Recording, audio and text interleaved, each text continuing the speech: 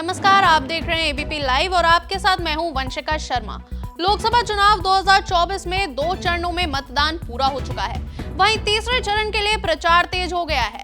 इस दौरान सियासी वार भी खूब हो रहे हैं। तीसरे फेज के चुनाव 7 मई को होने हैं। चुनाव आयोग इसे शांतिपूर्वक तरीके से संपन्न करने के लिए तीसरे फेज के सभी लोकसभा सीटों पर सुरक्षा व्यवस्था मजबूत कर दी है।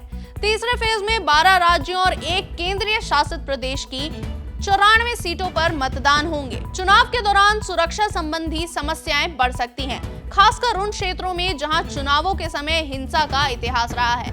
ऐसे में यहां के शिक्षा संस्थानों को छात्रों के लिए बंद कर दिया जाएगा।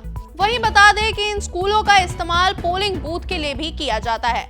आपको बता दें कि तीसरे चरण के दौरान जिन राज्यों में चुनाव होने हैं उनमें असम की 4 सीटें हैं, बिहार की 5 सीटें हैं, छत्तीसगढ़ की 7, गोवा की 2, गुजरात की 26 सीट और कर्नाटका की 14 सीट। वहीं मध्य प्रदेश की 8 सीट है, महाराष्ट्र की 11, उत्तर प्रदेश की 10, पश्चिम बंगाल की 4, दादरा और नागर हवेली, दमन और दीव की 2 सीटें हैं। वहीं जम्मू कश्मीर की 1 सीट है। साथ ही 7 मई को लोकसभा चुनाव के तीसरे चरण के बाद चौथे चरण में 10 राज्यों और केंद्र शासित प्रदेशों के 96 सीटों पर वोटिंग होगी।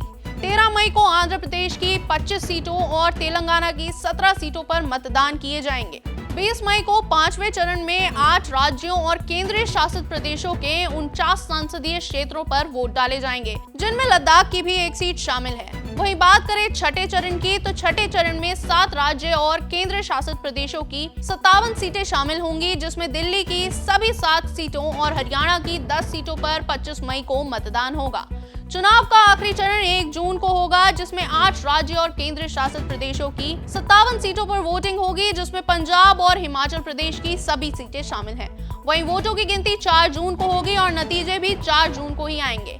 आप चुनाव से जुड़ी ऐसी ही खास खबरों के लिए देखते रहिए एबीपी लाइव।